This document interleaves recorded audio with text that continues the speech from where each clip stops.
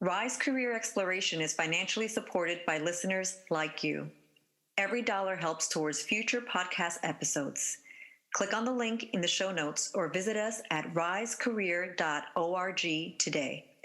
Thank you for your support. Enjoy the show. And remember, together we rise.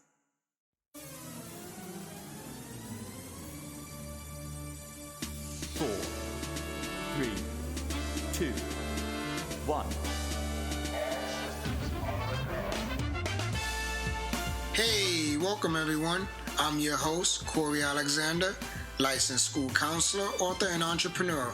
And this is Rise Career Exploration, the podcast, where we interview guests on their professional journeys.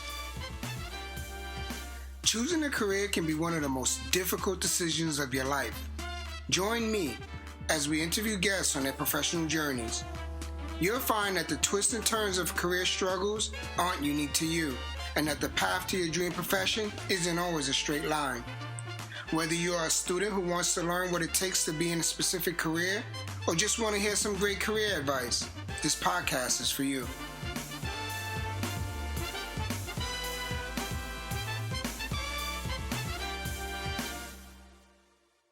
Hey, what's up, y'all? It's Corey Alexander, host of Rise Career Exploration, the podcast, and I'm excited today. I got a VIP.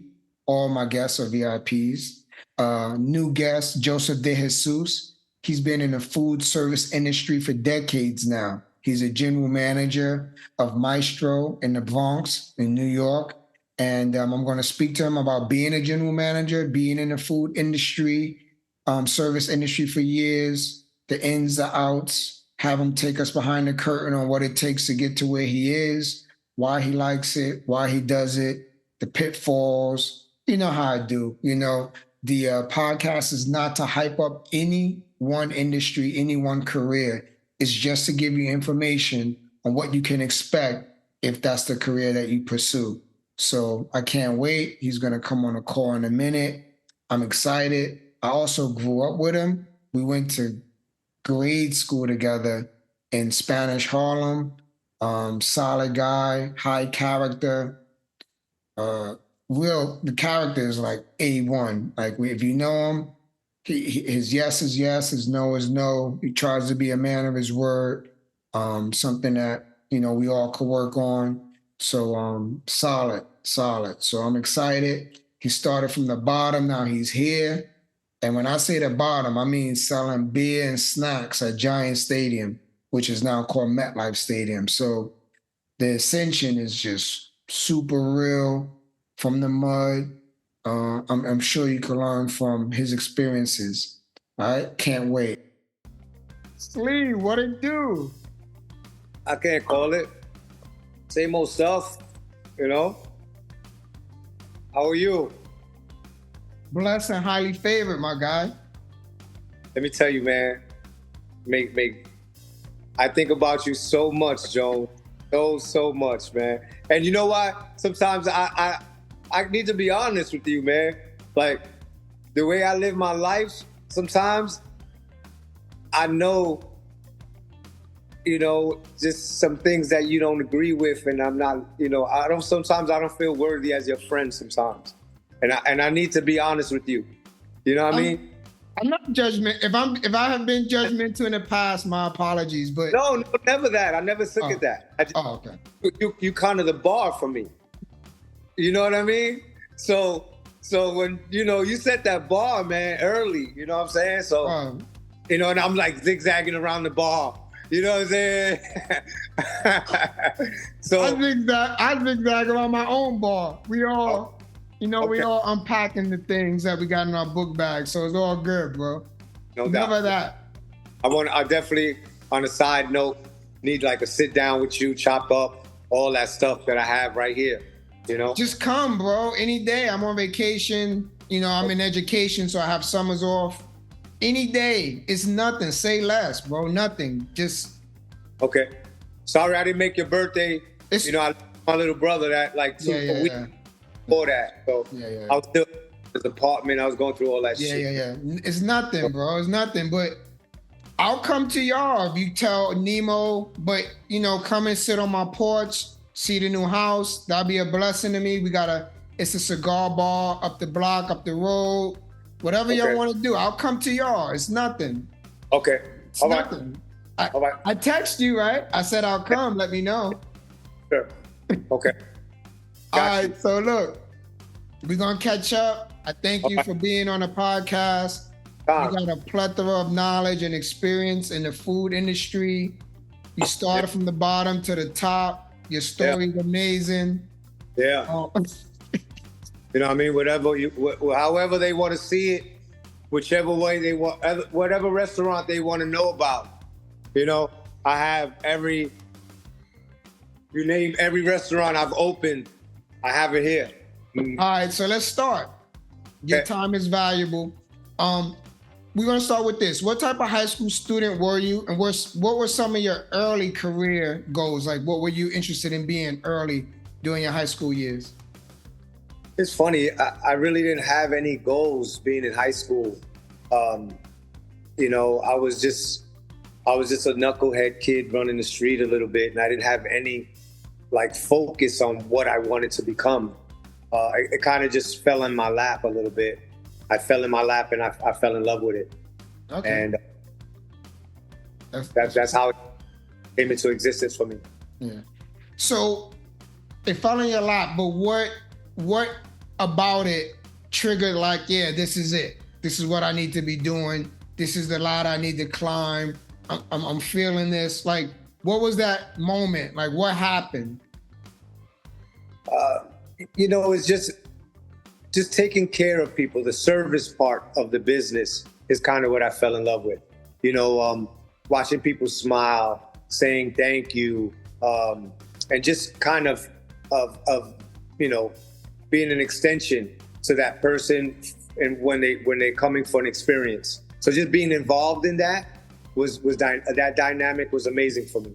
Yeah, you know, I had a buddy of mine who he works for super big tech companies. Don't need to name them to blow them up, but he worked at McDonald's for a time, and he was like, it was something about the interaction. Like, somebody wanted something, you was able to provide, they were instantly gratified. It was something about that relationship, that transaction that, I mean, he works at a major tech company, and he always remember working at McDonald's because of that customer exchange. It's almost like an artist appreciating performing to get the feedback from the audience. You know what I mean? So that's what I kind of hear you saying that comes through. What are some of the key responsibilities of a restaurant general manager? It's the operational part of the restaurant. You know, the little things that nobody sees, you know, from keeping the garbage room clean, where, you know, you get inspected, and if that fails, it could close your restaurant. So the little things that the restaurant has to do, the responsibilities that, you know, nobody sees are what kind of can shut you down, but you have to stay focused on those things. In terms of just cleanliness, you know, a lot of restaurants that I work for, once I leave, are not the same, because how you clean your restaurant, you know, and how you pass these inspections. I've never failed an inspection in over 20 years. A letter grade inspection, I've never failed. So that I bring that to your business once I join your team. Yeah. And how do the inspections work for someone that doesn't know? They just pop up, or they're on a calendar? Like, how does it work? You get no insight when they come in. They just pop up, and you just always have to be ready. And I like that part about it, because it keeps you on your toes. You know, once you start to slack in your business in terms of the bar area, the kitchen area, the bathroom, you know, once you slack in those departments, it catches up to you. It's hard to reel it back and get it back to where it was. Yeah. So just for people that don't know, because I don't know, how often do they come in? Like, is there a bathroom person, a bar person, a kitchen person, or is one person that walks through, show their ID, I'm checking things out right now? Could it be in the heat of? Yeah, you have to have one of these. And this allows me to, you know, this class in itself, and I suggest anyone who's watching this, if you if you're in the restaurant business, you have to have this because it gives you so much insight in terms of temperature, how you store your food, how you cook your food, and just maintaining the restaurant. So, with this class, I thought I knew everything before I took this class, and once class, I didn't really know anything. Wow, like that. Like that, So I always recommend, even owners. So what I do is I make sure all my staff takes this. Wow. So we all on the same page. And what I do, I pay for it. It's $125. So if I see you a lifer in this business, I pay for you to have this. And it's something that you need to have. How long is the class? The class is for a week. You can take it online, but the class is for a week if you take it in person. Okay. And so how often does someone pop up? Like in 12 months, in a year? Like how often do they? Oh, it's just once a year. Oh, just once a year. Once a year, yeah. Okay. So you already touched on it, but what skill or nuance do you bring to an establishment when you join the management team? I'm a guess, attentiveness to detail. Correct. However, when you're a manager, a general manager, you're the face of the business. So you bring your personality to the business. So, and that's what I bring. I bring my personality. And with that entails a lot of people. When you're in this business, you meet a lot of people, you create a clientele, you create a catalog, and you bring that with you to every restaurant you go to. I feel like I'm a walking business card because I've worked and developed so many restaurants. So when I go, I'm bringing, from every restaurant that I started the business, I bring one or two people with me to the last restaurant. So, but like I said, you bring your personality, you bring your management style, be full of energy. Your staff will be receptive to that. If you're not, then you'll get a staff that's just standing around. If you're full of energy and you're on your toes, if you're lean, you can clean and you come with that energy. Your staff will stay on top of things, stay on top, always being focused on the floor, making sure no one leaves without saying goodnight. No one comes in without saying hello, great, have a great day, and all that stuff. So those are the things I think restaurants are missing out because people are too busy looking down on their phones now. So so two things. You said if you lean, you could clean. So that means is that speaking to you? Like if you're personally free or your whole staff, they should always be moving about. Like, what does that mean? Yeah, they should always be moving. No one should be leaning on the bar, waiting for a customer to come in. Look down. There's always stuff to clean. You can stay here 24 hours in a restaurant. There's always something to do. There's always something to do. It's, so that's what I always tell the staff, you clean, you can clean. There's always a dish to take back to the kitchen. There's always a customer to serve. And, once you stay stagnant, the restaurant gets stagnant. So you said no one should be looking at their cell phone. So today, that's major. Like people literally cross the street looking at their cell phone. So how do you handle that? Like that's so embedded in our society now. I don't allow anyone to have their phone actually in the dining room. If you need to use your phone, which I know people have kids and parents that are sick, but whatever it is, you have to just excuse yourself from the dining room, go to the bathroom, step to the kitchen, and then you can make those phone calls. But you just cannot do it in the dining room area. That's fantastic. Yeah. And signage all over the place. And I say, whatever restaurant, if I'm working at Havana Cafe and I'll say, Verizon is hiring, Havana is firing, because, we don't stand for the phones. And once you allow it once, then they'll just keep doing it. All right. So you the general manager, do you have to go in the back as well? I typically do, but I'm not a phone guy. So I'm a in your face, on the floor guy. Whatever I had to do on the phone, if I had to make orders or contact somebody, I'll do it in the office. If somebody's calling me, I'll look at the phone if I get a call, but I'm not the phone guy to walk through the dining room and bark out orders. That just wrong. It's not the right image to create for your staff or your customer. Yeah, that's dope. Yeah, I appreciate that. I like that. I don't like when you go into a business and they on their phone. It looks like you're not really interested in my money, my business. Correct. You know what I mean? So that's Correct. fantastic. Yeah. Can you share any notable challenges you faced as a general manager and how did you overcome them? I think some of these challenges are all creative with ownership. When you have ownership that's involved in your business, because sometimes as a general manager, your job is to protect the owner from the business, not to get them so involved, But sometimes the owners love to just say they own the business or they love to push their chests out and hang out in the restaurant. Sometimes that doesn't work because they want to get involved in stuff that they don't know. They might be the investor, they might be the visionary, but sometimes they don't know the steps that it takes to get to that point. So they'll go from step 1 to 18 and skip everything. So, you have to really let them know, like, hey, you're the guy, you're the owner, but I'm running the show. And once they buy onto that, they'll fall back and give you the keys and let you do what you do. But that all comes with what you've done in the past. So, and I don't take a deal unless I have that deal. Like, hey, I'm here to run your business. I'm not here to work for you. I'm here to work for the restaurant. And I think that works, because sometimes it's the owners, they want to do too much. Okay, so establishing the best way for you to be your best version of yourself early. Correct. When you come on is important. Being yourself what is going to take your personality. So being yourself is the most important thing that you can do. Great. How did COVID affect your career? What did you learn from it? And what new systems are now in place if something like that ever happens again?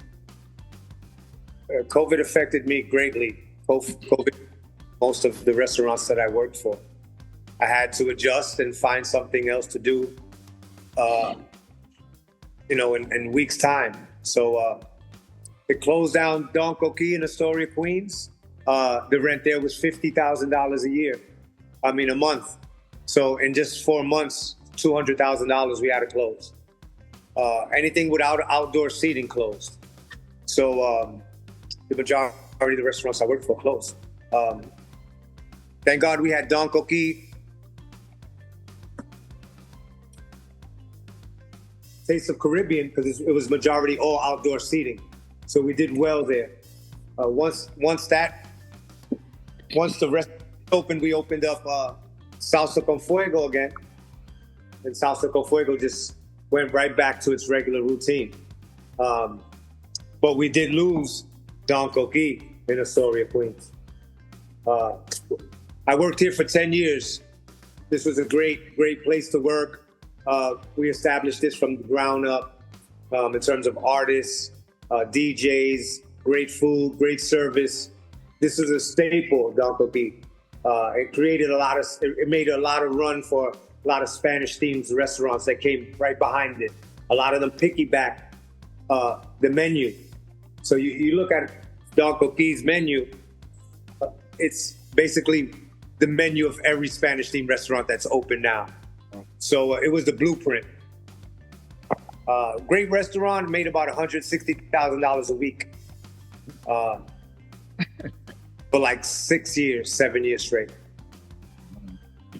So what is the longest restaurant you've managed, and what has been some of the reasons you've transitioned to other spots? I think Don Coquille was one of the longest. And I just think after a while, you want to continue to grow as a person and continue to grow and use the knowledge that you've gained. So I like to kind of go to other restaurants and kind of share that and kind of develop new ways and kind of move with what's changing.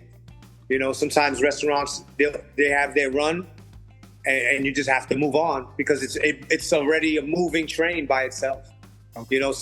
Sometimes all I had to do was show up, and my presence kept everyone working, and it was just like that with Don Coquille in Astoria. Okay. What are 3 core management principles you stand by and why? My 3 core management principles are: don't hang out with staff. You can never hang out with staff. Yeah. I'm one of the managers. I don't even attend Christmas parties. I don't drink, so I don't like to see my staff drink. Just something I've taken myself out of the equation. But that's also helped me. I've been the longest manager in this career because I don't drink. I've watched a lot of my bosses, get fired drinking on the job. So that's one: no drinking, no hanging out with staff, being on time. I've never been late, never called out, never been late. I've left the job at 5 a.m. I've been back at 10 o'clock in the morning. So once you set that principle, your staff will pick up on it. People always ask, why are you never in a rush to go home? Because I did whatever I had to do before I got to work. I don't leave work trying to do something or trying to tackle a new idea or something. Once I get to work, everything's done. So those 3 things: do what you have to do before you get to work. Don't hang out with staff, and always be on time. Got you. That'll set you free. Everyone will try to keep up with you. Nice. Yeah, that's good. That's good. How do you foster a positive work environment and motivate your staff to provide exceptional service? I only hire you if you're an exceptional server. How do you know that? I could tell you by the way you walk on the floor. I could tell by the way you carry yourself. I can tell by the way you grab the bottle. I can tell by your mannerisms. This is a language that you don't have to speak. It's a skill set. So you can tell when someone's really passionate about this job. Growing up in this business, there was a lot of people passionate about this job. Things have changed a little bit where people just come in for a job. Before, people really aspired to do this. So now it's a little tough because, jobs have changed. So people you have different walks of life. So you got to kind of create that and build it now. But it's great to still see, because you still get rock stars here and there. Good. What are the first things you do when you join a new management team, and why?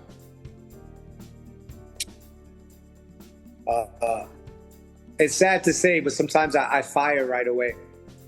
I ask to see who's been written up the most, who's been here still doing the same thing. And I come in and sometimes that's the first thing I do. And I'll sit down and I'll first have a staff meeting and I'll let you know, hey, this is what I'm looking for. And if I see you doing it, I'll let 1 or 2 people go. And sometimes that just sets the precedent and people just start to listen from that minute on. Hey, this guy's not playing around.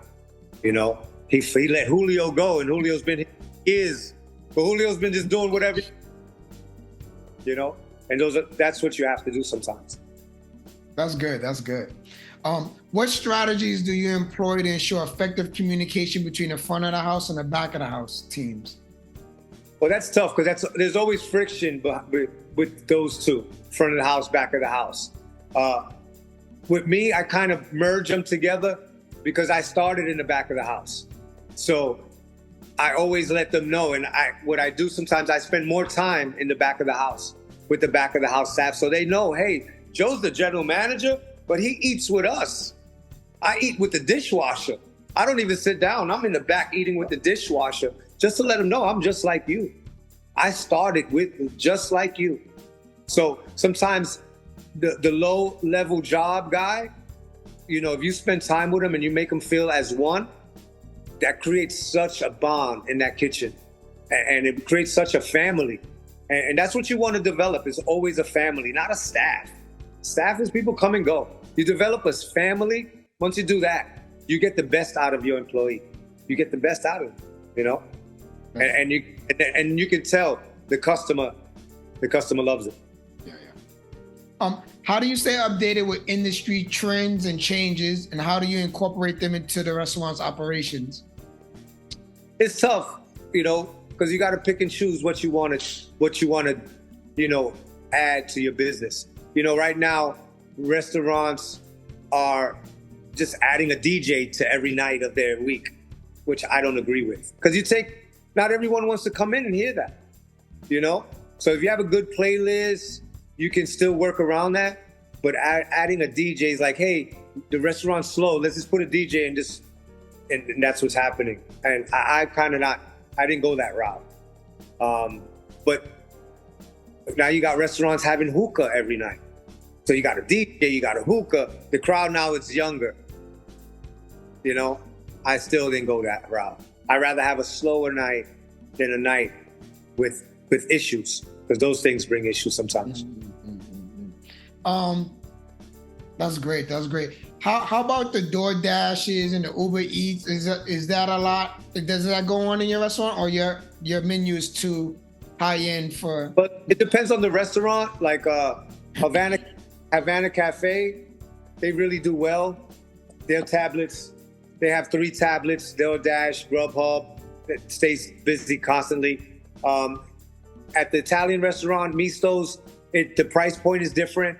So you're not going to get a $40 takeout or pickup for lunch all the time. So it just depends on your price point in your restaurant. If you're going to create a cheaper menu for that, you can. But sometimes the integrity of the food goes down, and the portion of it goes down, and chefs don't want to do that all the time. Okay. And so you work at Mistro in the Bronx. Misto, Misto, NYC, IG. Misto. Okay, yeah, I'm gonna put the IG in the show notes. Okay. Is Mistro part of a larger group of multiple restaurants, or is it a solo? Misto is a privately owned restaurant, and the chef is the owner here. Oh. Chef, his name is Mazzy, and the product is amazing. Chef makes all his sauces handmade, cheese is handmade. Everything is handmade in this restaurant. There's nothing frozen. It's a great product, great space. And 2314 East Chester Road in the Bronx. You got to pass by. Yeah. What's the chef's name again? His name is Michael Mazzy. Okay. What's one thing you can point to that if you get this one thing right, the rest of the operation flows well?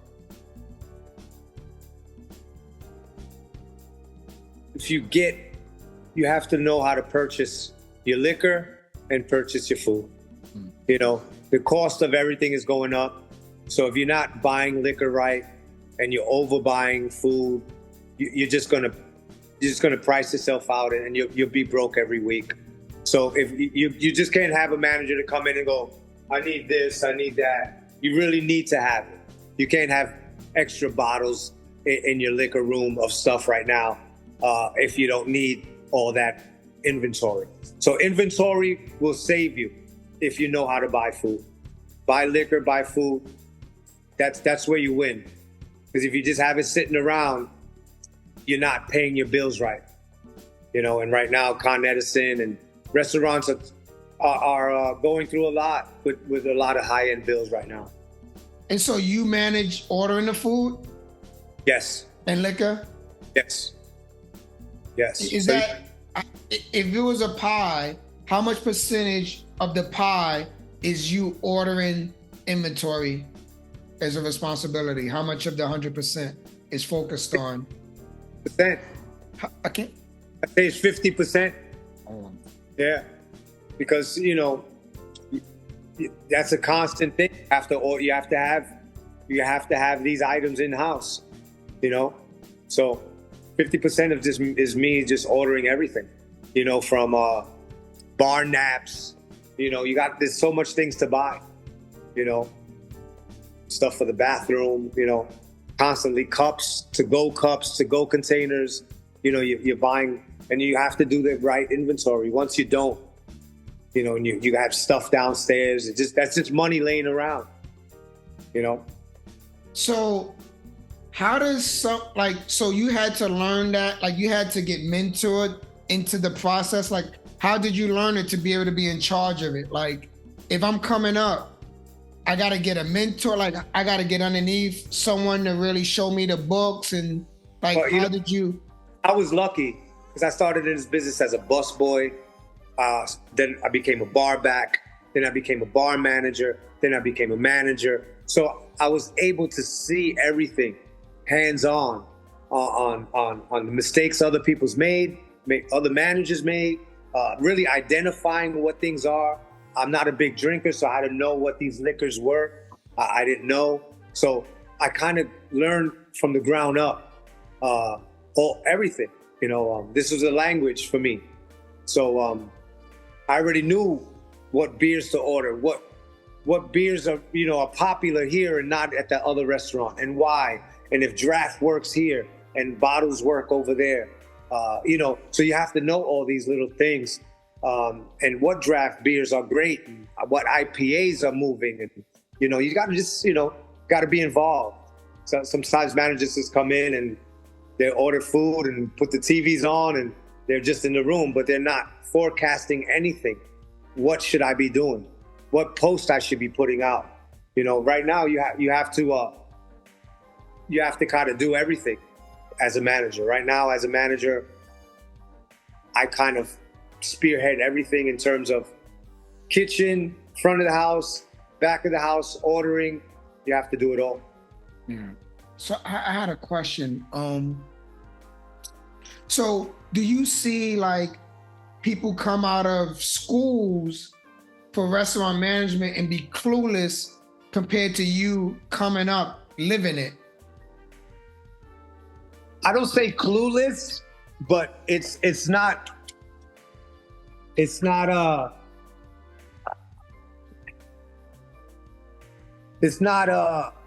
on the job experience, So once they get on the floor, they learn, but it takes them a minute to catch up a little bit. Okay. And they come out a little green. Yeah. Quality of the food or quality of the service? What is, in your professional opinion, brings people back more? I say service, because you can keep making a mistake and they'll come back. Like, let's say they'll come to your restaurant, they'll try. If the service is amazing, they'll keep coming back to try looking for their go-to. So they'll have 3 different items, but they had 3 great conversations with you. If that first conversation wasn't great, they never came back. Then they're not coming back. But if those conversations were great, they're coming back to see Corey Jones. Hey, I didn't like my fish tacos today, but when I come back, I'm gonna try the churrasco because I seen that lady having a churrasco. Yo, Corey, I'll see you next time. Remember, I'm gonna have that churrasco and I can have that churrasco. But if I didn't have that great relationship or that conversation with you the first time I came in, I'm not coming back to try that churrasco. So it's all about relationships. And that's what restaurants are. Once you create a core core of regulars at your restaurant, you're lucky, you're blessed, and I think it creates a great path for your restaurant because the regulars will support you. Yeah.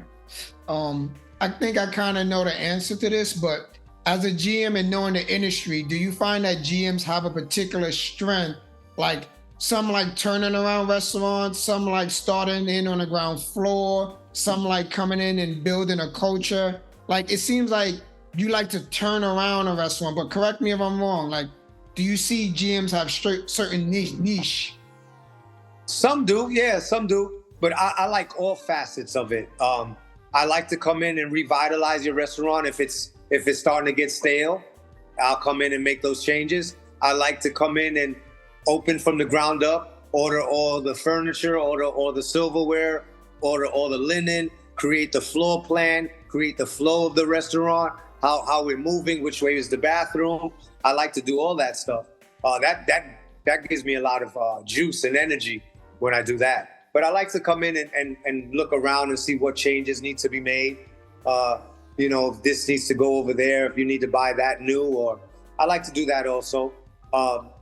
But the opening part of a restaurant's always the fun part, especially when you coach new staff and you hire new staff and you create that team, and then you're successful. A lot of restaurants still have those same people because those people don't try to keep that feeling going sometimes. Yeah. let me ask you this. I was gonna make a point. It'll come back to me. Speak to that busboy right now that wants to advance. What advice would you give him or her? It's funny. I'm the only manager that I know that turns busboys into servers. So I was always applauded for that, because I was a busboy and I couldn't wait till someone made me a server in this business. And so every server that I saw that was passionate, that was great, I said, hey, this Tuesday, I'm going to give you a server role. And it changed their life. It changed their life in terms of money. They go from making $40 a night, getting tipped out at the end of the night, hoping that the server tips them out right, to making $400 a night and changing their whole Christmas that year. I've had them come up to me like, Joe, I was able to buy my kids this and that this year compared to last year. So that server that's really has his eye on making those changes, if your manager and your general manager is that guy, he will see it, but you got to just put yourself out there. You got to take that extra step. But I would tell them to just take that extra step, and the servers will always campaign for you. If you're a good busboy, your servers will be like, yo, we got to make John a server because he's a great busboy. Once he becomes a server, he's going to be the best. And that's what happens. When you're a great busboy, you become even a better server.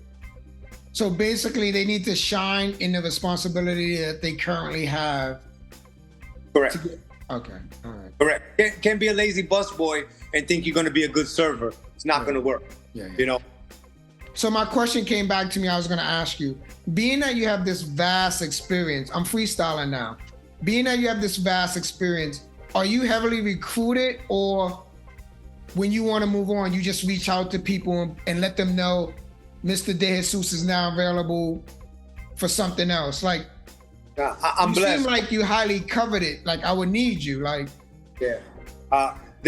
They call me a gift to any restaurant. That's what they call me, because I come in and I see stuff that you don't see. But in terms of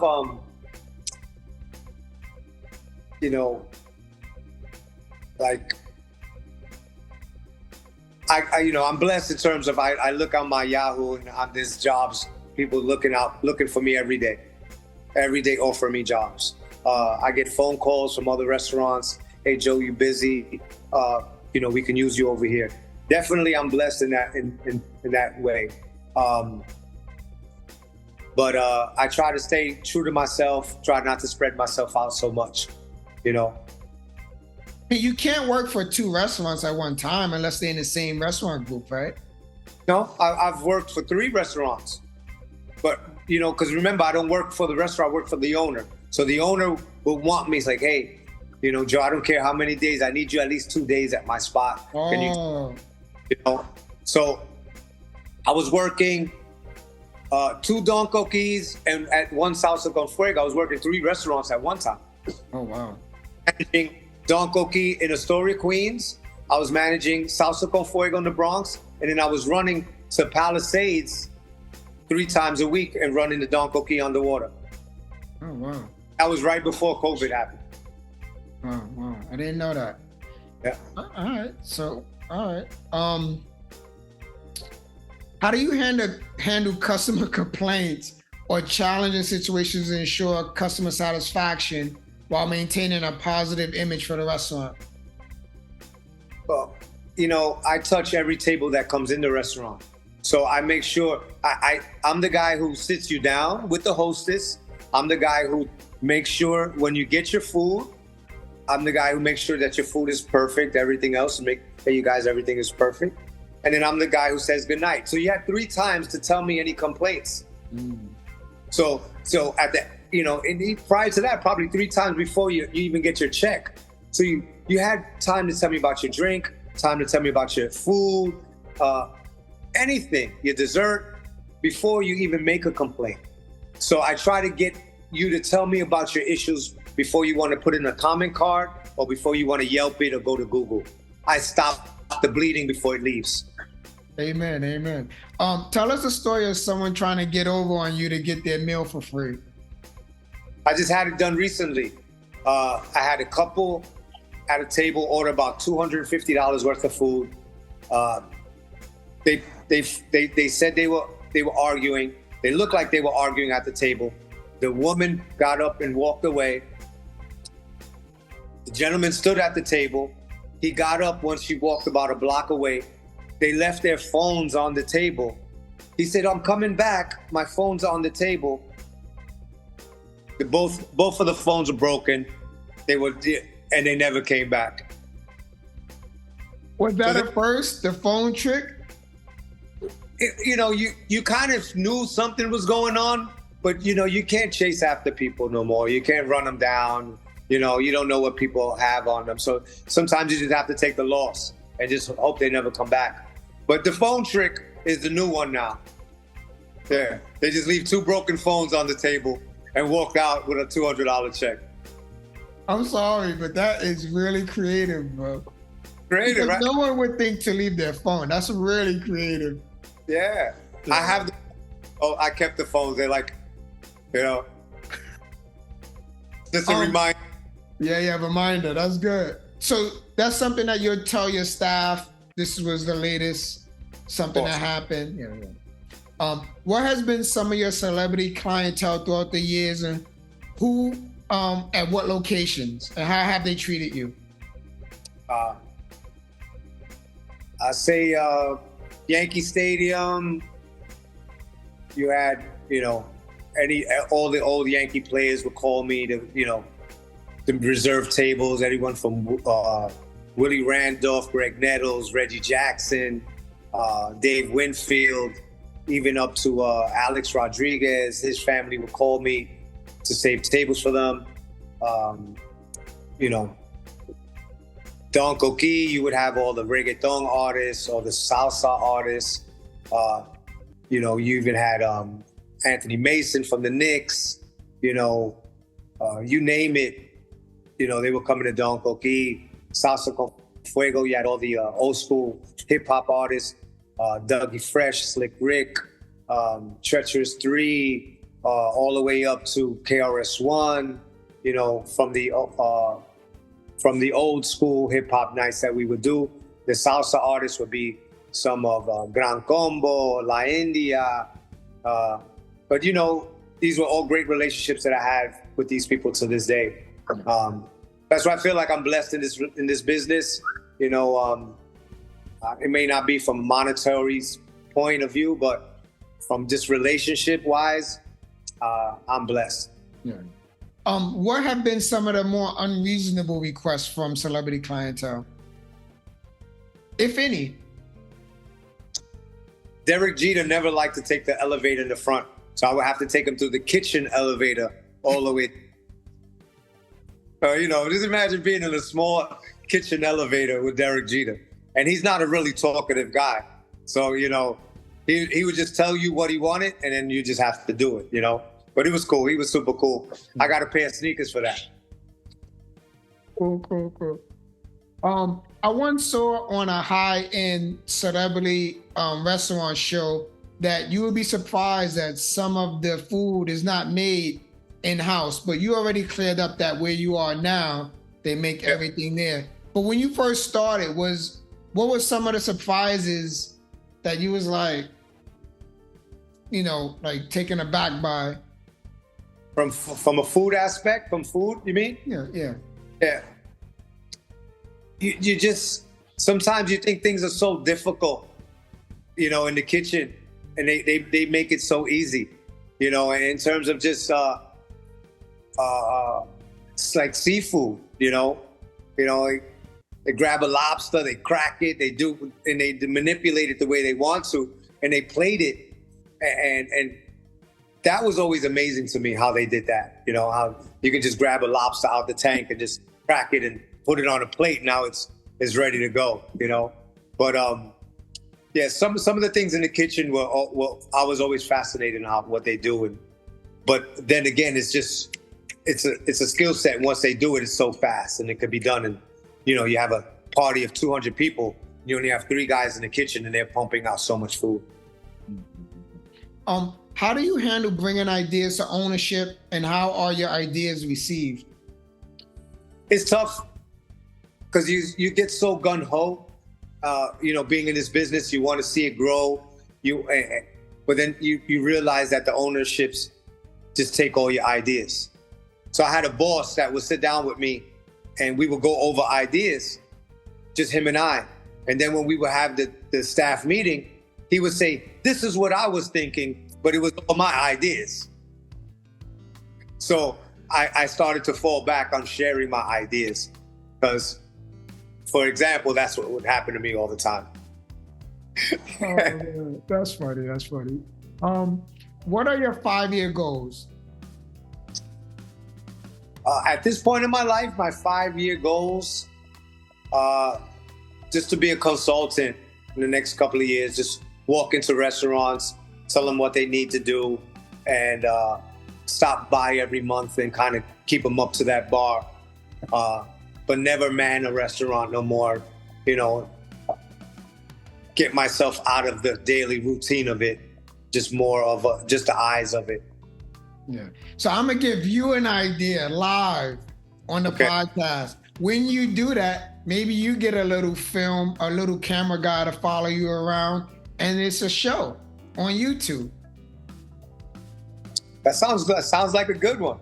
Yeah, because you're fun to talk to. You're super informative, super transparent. I would love to see you do something like that. Yeah, the guy from Bar Rescue, he's like my mentor. Yeah. So it's something to that. Yeah. So Mr. DeJesus, it has been a joy and a pleasure. Before I ask you the last question, is there anything you would want to share with aspiring restaurant general managers that I didn't go over? I just, for new general managers, learn the menu. A lot of them don't know the menu. They don't know what they're selling. They think their job is to be the boss. If you grab a general manager and you ask them, hey, what can I have this or that with? What are my sides? A lot of them don't know because they're too busy worrying about everything else. Learn the menu. Be as informative as your server. You know how I gauge, and I'll tell you how I used to come in as a manager and how I gauge my salary. I would say, how much your top server makes? And they would say, well, my top server makes $2,300. I could not have a server make more money than me. No way. So I had to make more money than that server. So learn the menu. And that server probably could be the manager because he knows so much. You know what I mean? That top server could be the manager in any restaurant because he knows a lot. Yeah. But learn that menu. Be better than your top server because he's gunning to take your job. So that was the next to the last question. But since you said something, what makes a server so amazing to get that much bread? What's the... That server takes the extra mile, takes the extra step, doesn't say I'll be back in a second, makes it happen right there. Say, give me 1 second, I'll be back. That server doesn't come to your table and go, are you guys ready? No. You skip so many steps. I don't want that server that comes, are you guys ready? I want to say, hey, good morning, how are you? First time here? Talk to me. Communicate with me. Don't tell me, don't rush me in, don't rush me out. So, servers are missing that skill set. But your good server and your best server is not. And that's what separates him from that lean, you can clean guy. Got you. So our last question is this. If you could text your younger self, what age would you text and what would the message be? Probably 19. And the text would be, make sure you put everything on paper in terms of contracts, no handshake deals, no friends in this business, and be about your business and become a business within yourself. I got that late. I should have picked that up early. what's an example of where you know, not to open a wound, but what was an example? You can name names or not name names, but that the handshake was an error on your part. Like, what's an example? I gave up $100,000 to a business. They promised me 10%, and the day before we opened the business, they told me it was only going to be 5%. What can I do? You know, that handshake deal went from 10% to 5%, and it changes the whole dynamic of getting paid, you know, weekly. You know. All right, Mr. DeJesus, this has been a pleasure. It's been amazing, man. Like, all this information you have, I'm gonna put any and all of your socials in the show notes. You've been a blessing. If anybody had any questions about the restaurant business on being a manager, I'm sure they have been answered. The quality of your service, your reputation, your experience, your transparency has been a blessing to all that watch and listen to this podcast. And I'm sincerely thankful for your time. Thank you, Corey Jones. Appreciate it, man. I love you, man. I'm going to see you soon in person. Yes, sir. We talk. Right. I love you. Love you too, brother. All right. Pause forever. Yes, sir. Thank you for spending time with us. Please share, review, and subscribe now. Follow us on social media, where we post new guest alerts and show recaps. All the information will be in the show notes. Thank you, and be blessed.